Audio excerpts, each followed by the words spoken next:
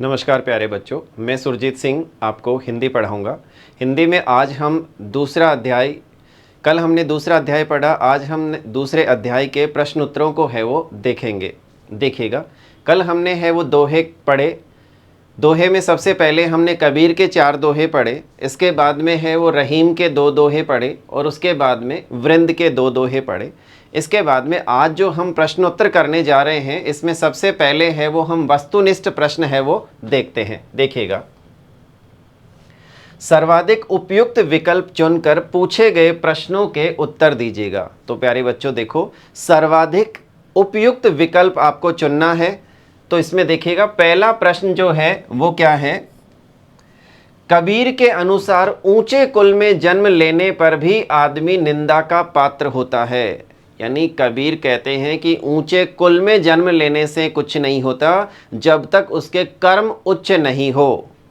जिस तरीके से स्वर्ण के पात्र में यानी स्वर्ण के कलश में, सोने के कलश में भी सुरा भर दी जाए तो किसकी निंदा होगी? सुरा यानी शराब की ही निंदा होगी, बल्कि उसे स्वर्ण की नहीं होगी। तो इसी तरीके से यहाँ पे कबीर के अनुसार ऊंचे कुल में जन्म लेने पर भी आदमी निंदा का पात्र होता है जब वह अच्छे कर्म नहीं करता, सुरापान करता है, साधुओं का सत्संग करता है, धन को इकट्ठा नहीं होने देता। तो इसका सही उत्तर क्या हो जाएगा? ए। जब वह अच्छे कर्म नहीं करता है तो वो निंदा का पात्र होता है। दूसरा प्रश्न देखते हैं, अच्छा गुरु कौन सा? कबीर के अनुसार अच्छा गुरु कौन सा होता है? कबीर के अनुसार अच्छा गुरु स्वभाव को निर्मल बनाता है? नहीं। घर में धन बढ़वाता है? नहीं। रास्ते में फूल बोता है? नहीं, बल्कि कमियों को दूर करता है। शिष्य की कमियों को क्या करता है गुरु? दूर करता है। उसमें किसी भी प्रकार की कोई कमी है तो उसको क्या करता है? दूर करता है। तो यही सही उत्तर हो जाएगा। 3 नंबर है वो प्रश्न देखते हैं, कबीर ने दोहे में जल की तुलना किससे की है? कबीर ने जो अपना दोहा है उसमें जल की तुलना किससे की है? नाव से? नहीं। धन से? हाथों से? सयानेपन से? तो कबीर ने धन की जो तुलना की, जल की तुलना की है, धन से की है। जिस तरीके से नाव में जल बढ़ जाता है तो उसको हाथों से बाहर की तरफ उलीच देना चाहिए, उसी तरीके से घर में अगर धन बढ़ जाता है तो उसको दोनों हाथों से उलीचना चाहिए, यानी दान करना चाहिए। अगला देखते हैं, 4 नंबर प्रश्न, रहीम के अनुसार खून, खांसी, खुशी, वैर, प्रीति और मदपान के अतिरिक्त और कौन सी चीज छिपाए नहीं छिपती? कथा, ऊंचा कुल, खुशबू, चोरी? नहीं। कबीर कहते हैं कि खैर, खून, खांसी, खुशी। खैर, खैर यानी कथा। तो इसका मतलब इसका सही उत्तर क्या हो जाएगा? ए, यानी कत्था है वो इसका सही उत्तर हो जाएगा। यानी खैर, खून, खांसी, खुशी, ये जो चीजें हैं वो छिपाए नहीं छिपती, इसलिए इसका सही उत्तर ए हो जाएगा। अगला देखते हैं, 5 नंबर प्रश्न, अब दादुर वक्ता भय से कवि का क्या आशय है? अब दादुर वक्ता भय, दादुर का मतलब क्या है? मेंढक। वक्ता यानी बोलने लगे, अब मेंढक बोलने लगे हैं, इसका कवि का क्या आशय है? तो देखिए, मूर्ख मंच पर आ गए हैं, बिल्कुल यहाँ पे यही इसका सही उत्तर हो जाएगा, क्योंकि दादुर यहाँ पे इस दोहे में अन्योक्ति अलंकार है। तो इसमें जो दादुर है वो किसका प्रतीक है? मूर्ख का। और कोयल किसका प्रतीक है? सज्जन यानी समझदार के प्रतीक है। तो इसलिए इसका सही उत्तर यही हो जाएगा, मूर्ख मंच पर आ पहुंचे। समझदारों की इज्जत होती है। मेंढकों ने कूकना शुरू कर दिया, कोयल ने मौन साध लिया। नहीं, इसका है वो सही उत्तर ए हो जाएगा, मूर्ख मंच पर आ पहुंचे। अगला 6 नंबर प्रश्न है वो देखते हैं हम, पावस देखी रहीम मन, कोयल साधे मौन, अब दादुर वक्ता भय, हमको पूछत कौन? ये किसका दोहा है? रहीम जी का दोहा है। इसमें ऊपर दिए गए दोहे में कौन सा अलंकार है, आपको अलंकार बताना है। तो इसमें दृष्टांत अलंकार है? नहीं, दृष्टांत अलंकार ऊपर जो बात कही गई है उसके नीचे दूसरा है, वो कोई उदाहरण के माध्यम से उसको सिद्ध करते हैं, तब दृष्टांत अलंकार। उपमा अलंकार यहाँ नहीं है, रूपक अलंकार यहाँ नहीं है। यहाँ कौन सा अलंकार है? अन्योक्ति अलंकार है, क्योंकि यहाँ पे जो मूल अर्थ नहीं होकर के इसका दूसरा अर्थ लिया जा रहा है। क्योंकि यहाँ पे कोयल सज्जन यानी साधु की प्रतीक यानी अच्छे व्यक्ति की प्रतीक है, बल्कि जो दादुर है, दादुर वक्ता भय दादुर है, वो किसका प्रतीक है? मूर्ख का। तो अन्य अर्थ लेने से यहाँ पे कौन सा? अन्योक्ति अलंकार है। तो इसका डी है वो आपका ऑप्शन सही हो जाएगा। अगला 7 नंबर प्रश्न है वो हम देखते हैं। अभ्यास करने का अर्थ होता है, जैसे हमने रहीम यानी वृंद का एक दोहा देखा कि करत करत अभ्यास के जड़मति होत सुजान, रसरे आवत जात ते सिल पर पड़त निशान। तो सिल पर पड़त निशान कैसे? अभ्यास करने से। तो अभ्यास करने का अर्थ क्या है यहाँ पे? किसी काम को जल्दी करने लगना? नहीं। कार्य कारण संबंध सीख जाना, निरंतर कार्य करके उसमें कुशलता पाना, यही है। यानी बार बार किसी कार्य में का अभ्यास किया जाता है तो उसमें कुशलता आ जाती है। अगर मूर्ख है तो वो बुद्धिमान बन जाता है, और अगर बुद्धिमान है पहले से उसके बारे में तो और अभ्यास करने से है वो उसमें क्या हो जाता है? कुशल हो जाता है, पारंगत हो जाता है। तो यही इसका सही उत्तर हो जाएगा। अगला देखिए 8 नंबर। 8 नंबर है, हिंदी की किस उपभाषा को संविधान की 8वीं अनुसूची में स्वतंत्र भाषा का दर्जा प्राप्त है? इनमें से कौन सी भाषा है जिसको 8वीं अनुसूची में स्वतंत्र भाषा का दर्जा प्राप्त है? तो इसमें ब्रजभाषा है, मैथिली, भोजपुरी, कुमाऊनी। तो इसमें है वो बी है वो इसका सही उत्तर हो जाएगा, क्योंकि मैथिली भाषा को संविधान की 8वीं अनुसूची में स्वतंत्र भाषा का दर्जा मिला हुआ है। तो इसलिए यही इसका सही उत्तर हो जाएगा। अगला प्रश्न है वो देखते हैं, पाठांत प्रश्न, जिनमें सबसे पहला प्रश्न है, निम्नलिखित दोहे का भाव स्पष्ट करते हुए अपनी टिप्पणी कीजिए। तो हमने जिस तरीके से व्याख्या को है वो समझा, जिसमें आपको पहले प्रसंग लिखना पड़ता, उसके बाद में व्याख्या करनी पड़ती और उसके बाद में उसके बारे में विशेष लिखना था। लेकिन अब क्या करना है, यहाँ पे देखिएगा, ये जो दोहा दिया गया है इसका आपको भाव स्पष्ट करना है कि इसमें क्या भाव है। तो देखिएगा ध्यान से, निंदक नियरे राखिए, निंदक व्यक्ति को नियरे यानी निकट रखना चाहिए। आंगन कुटी छवाई, आंगन के बीच में कुटी यानी कुटिया या घर बना करके यानी छवा करके, तो आंगन में ही यानी नजदीक में रखना चाहिए किसको? निंदक को। निंदक क्या करता है? बिन पानी साबुन बिना, बिना पानी के बिना साबुन के निर्मल करत सुभाए, सुभाए यानी स्वभाव, वो स्वभाव को क्या बना देता है? स्वभाव को निर्मल बना देता है, बिना पानी और बिना साबुन के ही। तो अब देखिएगा इसका आपको उत्तर किस तरीके से लिखना है। कबीर के इस दोहे का भाव यह है कि हमें अपनी निंदा से घबराना नहीं चाहिए। हमें अपनी निंदा से क्या नहीं करना चाहिए? घबराना नहीं चाहिए।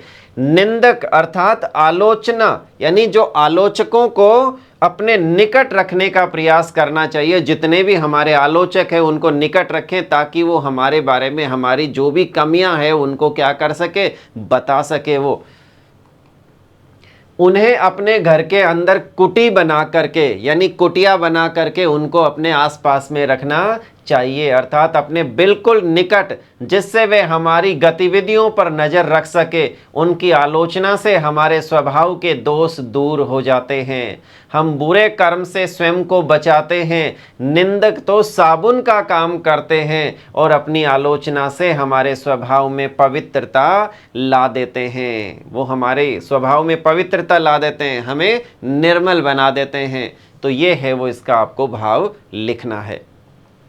दूसरा प्रश्न देखिएगा, गुरु कुम्हार शीस कुंभ है, गड़ी गड़ी काटे खोट। पंक्ति में गड़ी गड़ी काटे खोट का आशय स्पष्ट कीजिए। गुरु शिष्य के संबंध का आदर्श रूप क्या है? तो आपको देखना है, गडी गडी काडे खोट का आशय स्पष्ट करना है। गुरु कुम्हार, गुरु किसके सम्मान है? कुम्हार के सम्मान है। शिष्य किसके सम्मान है? कुंभ के सम्मान है, घड़े के सम्मान। जिस तरीके से गुरु यानी कुम्हार जो होता है, घड़े के अंदर की तरफ एक हल्का हाथ रख करके ऊपर से धीरे धीरे उसको पीट करके एक आकार देता है, स्वरूप देता है, उसी तरीके से उसकी तुलना गुरु से की कि गुरु भी अपने शिष्य को जहाँ पे यानी कठोरता अपनानी होती है वहाँ कठोर व्यवहार करता है, और जहाँ पे उसके साथ में अपनत्व का भाव रखना होता है वहाँ अपनत्व का भी भाव रखता है, और उसको सही दिशा है वो देता है। तो यहाँ पे तुलना है वो उससे की है। तो देखो, इस दोहे में कबीरदास गुरु को कुम्हार के सम्मान बताते हैं। किसके सम्मान बताते हैं? कुम्हार के सम्मान। और उसकी रचना यानी उसका शिष्य क्या है? घड़ा है। शिष्य को तैयार करते हुए उसकी कमियां, उसके दोषों को दूर करता जाता है। काटना का अर्थ है निकालना, यानी वो उसको जितनी भी कमियां हैं वो वहां से काटे खोट, काटना यानी निकालना, उसमें जितनी भी कमियां हैं वो सारी कमियां निकाल देता है।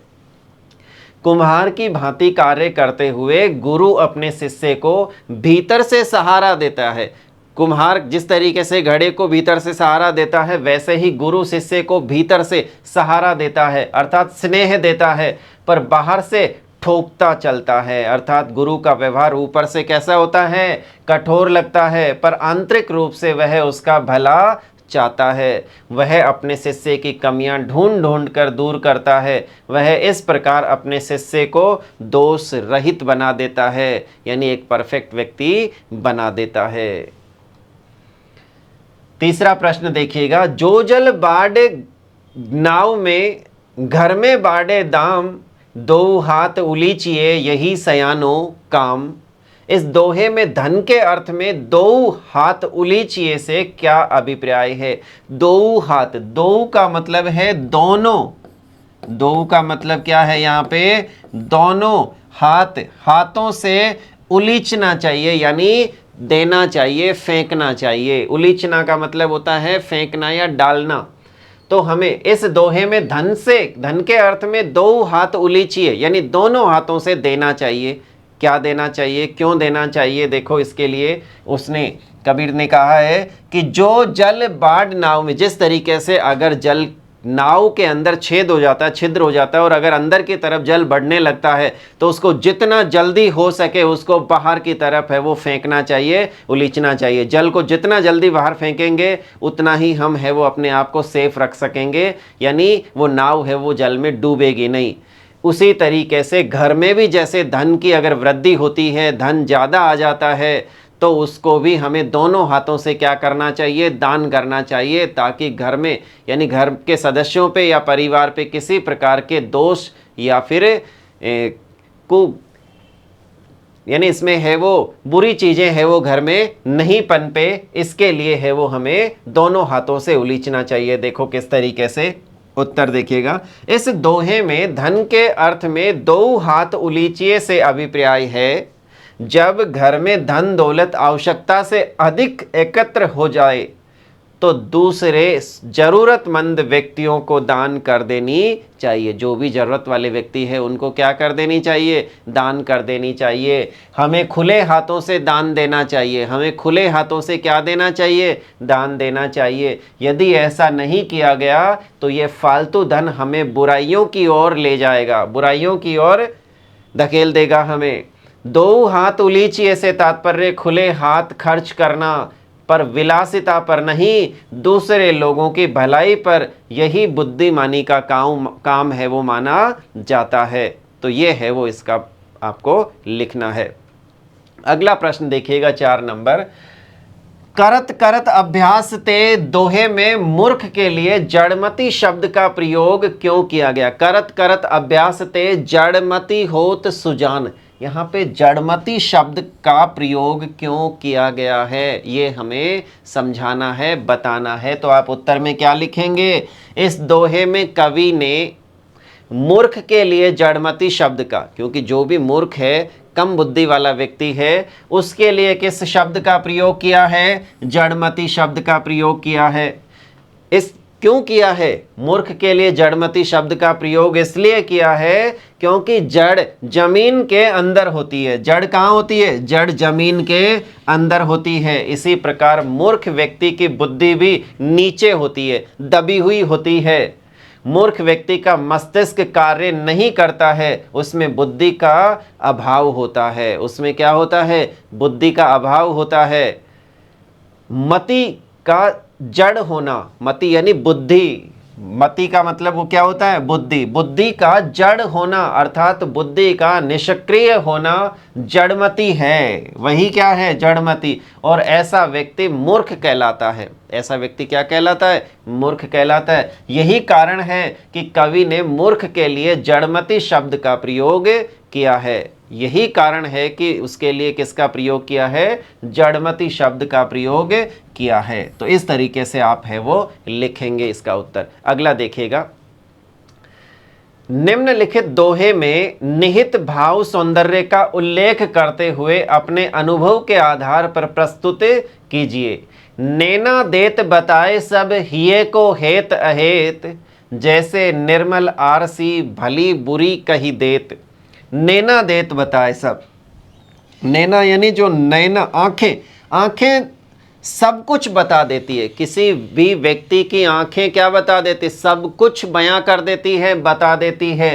हिये को हेत अहित, हृदय के अंदर किसी के प्रति हेत है या अहित है, यानी किसी का हित चाहता है वो या अहित चाहता है, ये उसकी आंखें हैं वो बता देती है। जिस प्रकार निर्मल आरसी यानी जो स्वच्छ दर्पण है, स्वच्छ दर्पण के सामने अगर कुछ भी प्रस्तुत किया जाए तो वो उसकी छवि वैसे ही दिखाता है, तो वैसे ही भली या बुरी कही देत, कि उसकी छवि भली है या बुरी है, कैसी है वैसी वो दिखा देता है। तो इसी प्रकार मनुष्य की आंखें भी क्या करती हैं? उसके अंदर क्या है, उसका हित छुपा है या फिर अहित छुपा हुआ है, वो बता देती है। तो देखो उत्तर क्या लिखेंगे हम। इस दोहे में नयनों की भाषा के बारे में बताया गया। किसकी भाषा? नयनों की, यानी नयने सब कुछ, आंखें हैं वो सब कुछ बता देती है। नयन हमारे मन के भावों को अभिव्यक्त करने में पूर्ण समर्थ है। कवि ने आरसी के उदाहरण, आरसी यानी दर्पण के उदाहरण में अपनी बातों को स्पष्ट किया है। आरसी यानी दर्पण में देखकर रूप रंग को पहचाना जा सकता है। इस प्रकार आंखों में झांक कर मन के भावों को सरलता से पढ़ा और समझा जा सकता है। आंखें ही व्यक्ति के मन के भावों को सबसे पहले स्पष्ट रूप से प्रकट करती है। कोई व्यक्ति बात है वो बाद में कहता है और उसकी आंखों से पहले ही पता चल जाता है कि उसके मन में यानी उसके अंदर है वो क्या चल रहा है। अगला प्रश्न देखते हैं। 6 नंबर प्रश्न है, निम्नलिखित शब्दों में से तत्सम शब्द छांट करके लिखने हैं। इतने सारे शब्द दिए हुए हैं जिनमें आपको कौन से शब्द छांटने हैं? तत्सम शब्द छांटने हैं। सबसे पहले तो ये देखें कि तत्सम किसे कहते हैं। वो संस्कृत के मूल शब्द जिनका हम हिंदी में ज्यों का त्यों प्रयोग करते हैं उन्हीं को हम तत्सम शब्द कहते हैं। यानी कोई शब्द अगर संस्कृत में जिस रूप में प्रयुक्त होता था उसी रूप में अगर उसका प्रयोग हिंदी में किया जाता है तो उसको हम तत्सम शब्द कहते हैं। अब देखो कौन सा। सबसे पहला कुल जो शब्द है, कुल तत्सम शब्द है। संस्कृत में भी कुल होता है, यहाँ भी कुल है। सुरा, सुरा भी क्या है? तत्सम शब्द है। गुरु, गुरु भी तत्सम शब्द है। लेकिन कुंभकार तत्सम शब्द नहीं है। कुंभकार क्या नहीं है? तत्सम शब्द नहीं है। क्यों? क्योंकि कुम्हार जो है, कुम्हार किससे बना है? कुंभकार से बना है। किससे बना है? कुंभकार। इसका तत्सम शब्द क्या होता है? कुंभकार होता है। और यहाँ क्या है? कुम्हार, तो इसका तद्भव रूप है। अगला देखो कुंभ, कुंभ है वो तत्सम है। कुंभ कैसा शब्द है? तत्सम है।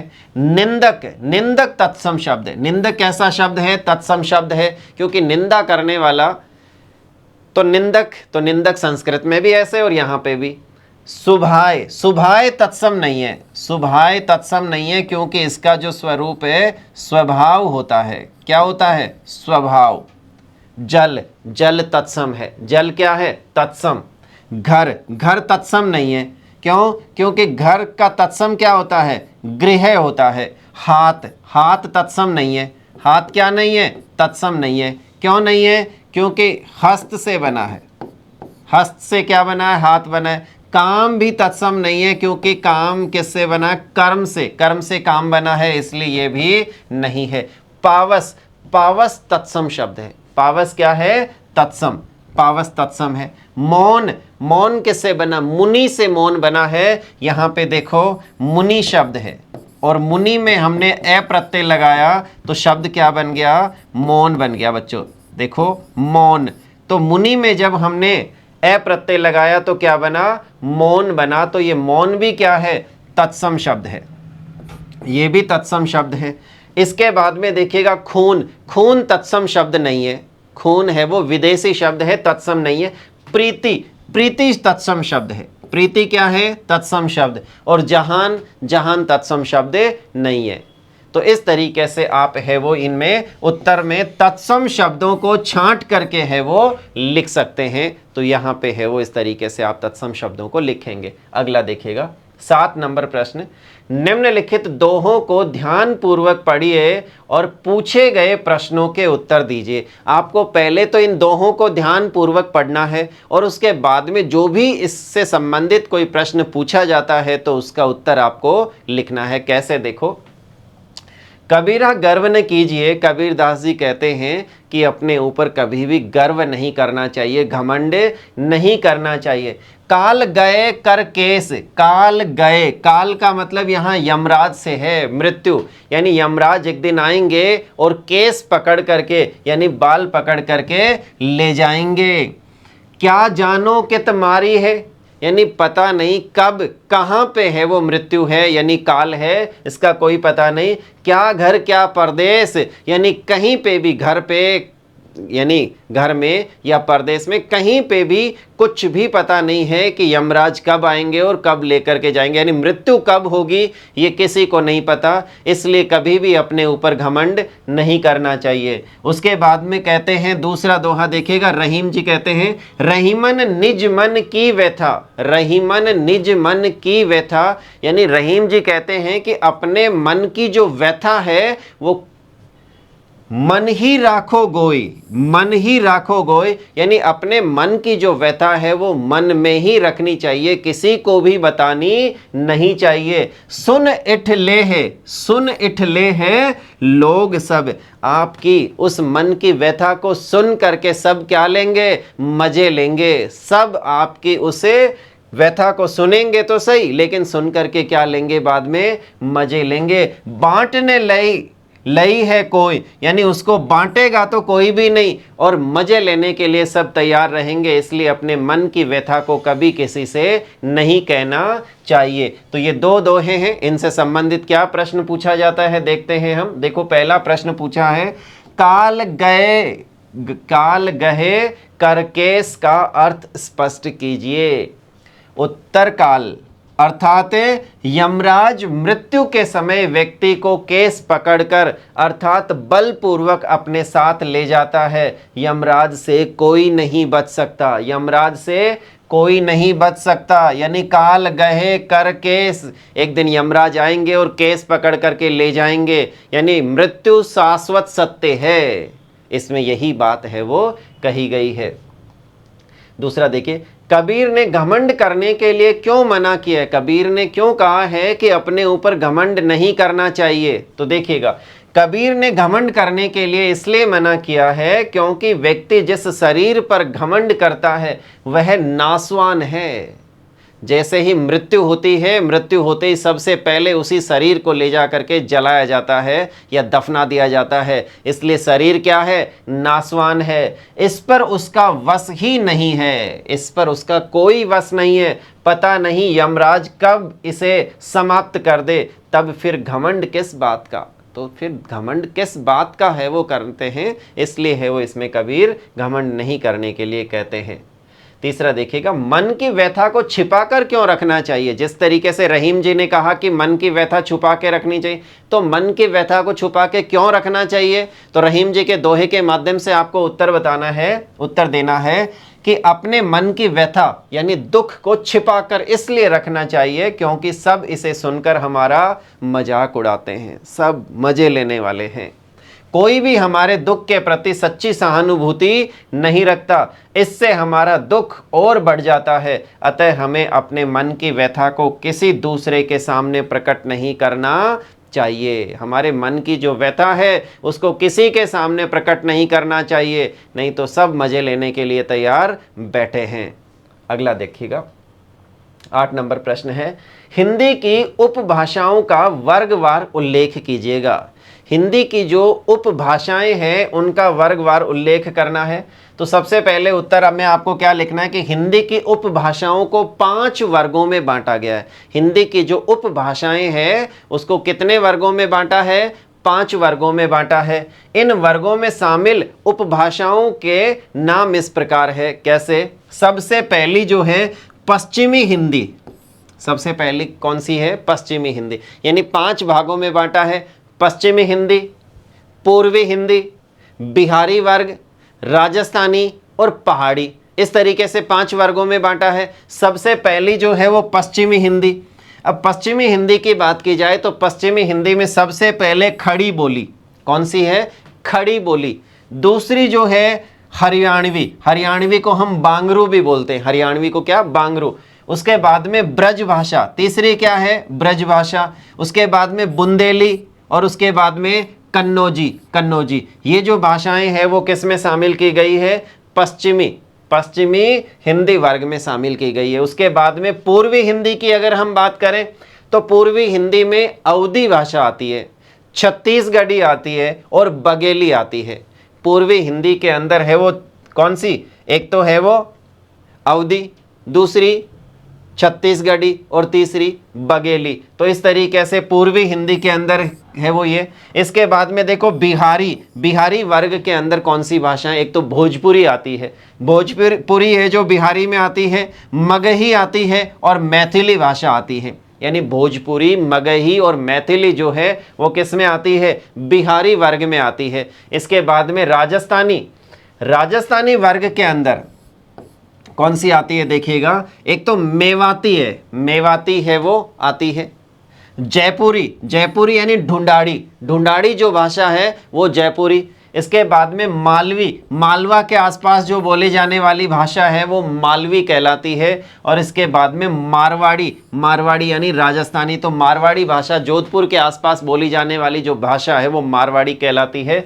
तो इस तरीके से राजस्थानी वर्ग में 4 भाषाओं को शामिल किया है। मेवात यानी अलवर के आसपास बोली जाने वाली भाषा मेवाती है, फिर जयपुर के आसपास ढूंढाड़ी है, फिर मालवा के आसपास और मारवाड़ी जोधपुर के आसपास बोली जाने वाली भाषा है। इसके बाद में देखिएगा 5वां जो है वो पहाड़ी वर्ग। पहाड़ी के अंदर है वो एक तो कुमायूनी आती है, एक पहाड़ी खुद आती है, एक कुमायूनी और एक है वो गढ़वाली भाषा है वो आती है, गढ़वाली बोली है वो आती है। तो इस तरीके से इसको 5 वर्गों में है वो बांटा है। लेकिन ध्यान रखिएगा, मैथिली को अब संविधान की 8वीं अनुसूची में स्वतंत्र भाषा का दर्जा दिया जा चुका है। यानी मैथिली जो भाषा है उसको किस में शामिल किया जा चुका है? 8वीं अनुसूची में शामिल किया जा चुका है। अगले देखिएगा, अंतिम 9 नंबर प्रश्न को है वो ध्यान से देखिएगा। नीचे दिए गए दोहे में ह्रस्व और दीर्घ का चिन्ह अंकित करके मात्राएं गिनिए। देखो, हम शीर्षक का नाम क्या है? दोहे। शीर्षक में हम 8 दोहों के बारे में हमने पढ़ा। अब दोहा होता क्या है? दोहे में 24 मात्राएं होती है। कितनी मात्राएं होती है? 24 और 13-11 पे यति होती है। पहले 13 मात्राएं होती है, फिर 11 होती है, फिर 13 होती है, फिर 11 होती है। अगर वहां पे 13-11 की जगह 11-13 मात्राएं होती, अगर पहले 11 मात्रा फिर 13 मात्रा, पहले 11 मात्रा फिर 13 मात्रा, तो वो दोहा नहीं कहलाता बल्कि क्या कहलाता? सोरठा कहलाता। अगर 16 मात्राओं की 4 लाइन अगर होती है तो वो चौपाई कहलाती है। 15 लाइनों की 15 मात्राओं की अगर 4 लाइन होती तो वो चौपाई कहलाती है। इस तरीके से हमें इस दोहे की मात्राएं गिननी है कि कैसे मात्राएं गिननी है। अब देखिएगा, मात्राएं गिनते समय हमें यह ध्यान रखना है, मात्राएं हमेशा किस पे गिनी जाती है? स्वर पे गिनी जाती है। मात्राएं हमेशा स्वर की, क्योंकि मात्रा होती ही स्वर की है, व्यंजन की मात्रा नहीं होती है। व्यंजन का प्रयोग तो हम स्वर के साथ करते हैं, तो मात्राएं स्वर की गिनी जाती है। अब स्वर में आपको यह देखना है कि कौन सा ह्रस्व स्वर है और कौन सा दीर्घ स्वर है। तो ह्रस्व स्वर जो है उसकी एक मात्रा गिनी जाती है और दीर्घ स्वर की गुरु यानी 2 मात्रा गिनी जाती है। तो हमें इसमें देखना है कि कौन सा तो ह्रस्व स्वर है, कौन सा दीर्घ, और किसकी मात्रा कैसे है वो हम गिनेंगे। देखो जो में ओ की मात्रा है इसलिए इसकी मात्रा कितनी आएगी 2, और इसको गुरु के साइन से यानी गुरु, ये गुरु मात्रा है, इसका है वो प्रतीक ऐसे होता है। जल में जय में ए है, ले में ए है, तो एक एक मात्रा इसकी हो गई। बाडे बा की गुरु मात्रा, डे की गुरु मात्रा, ना की गुरु मात्रा, वे की लघु, तो गुरु और लघु। फिर इसके बाद में देखो मैं की गुरु मात्रा, इसके बाद में घर एक लघु लघु, फिर गुरु, फिर गुरु, फिर गुरु, फिर गुरु और फिर लघु। तो इस तरीके से हमें अगर मात्राएं गिननी है तो देखो 2 3 4 5 6 7 8 9 10 11 12 13, यानी यहाँ पे यति। तो इस तरीके से जो जल बाढ़े नाव में, घर में बाढ़े दाम, तो इसकी 1 2 3 4 5 6 7 8 9 10 11, तो इसकी 11, तो 13 11 पे यति है, यानी दोहा में कितनी मात्राएं होती है एक लाइन में 24 मात्राएं होती है, जिसमें 13 11 पे क्या होती है यति होती है। इसी तरीके से दूसरी लाइन देखते हैं। दो में देखो गुरु गुरु गुरु लघु लघु गुरु लघु गुरु लघु गुरु लघु गुरु गुरु गुरु और लघु। अब देखिएगा मात्राएं काउंट करते हैं 2 3 4 5 6 7 8 9 10 11 12 13, यानी यहाँ पे देखो फिर से यति, 2 हाथ उलीचिए, फिर देखो 1 2 3 4 5 6 7 8 9 10 11 मात्राएं इसमें। तो इसमें भी देखो यहाँ पे पहले कितनी मात्राएं हैं 13, फिर कितनी मात्रा है 11, यहाँ पे भी पहले कितनी मात्रा है 13 और उसके बाद में कितनी मात्रा है 11। इसका मतलब दूसरी लाइन में भी कितनी मात्रा 24, और इसमें भी 13 और 11 पे क्या है यति है। तो इस तरीके से आपको ये देखना है कि मात्राएं है वो किस तरीके से काउंट की जाती है, तो गिनी कैसे जाती है। तो हमने यहाँ पे मात्राएं गिन करके है वो लिखी है, इसी तरीके से आपको लिखनी है। तो प्यारे बच्चों, मैं उम्मीद करता हूँ आपको ये है वो इसके प्रश्नोत्तर कैसे करने हैं वो आपको समझ में आया होगा। अगला चैप्टर है वो, अगला पार्ट है वो हम कल पढ़ेंगे। तब तक के लिए नमस्कार दोस्तों, धन्यवाद।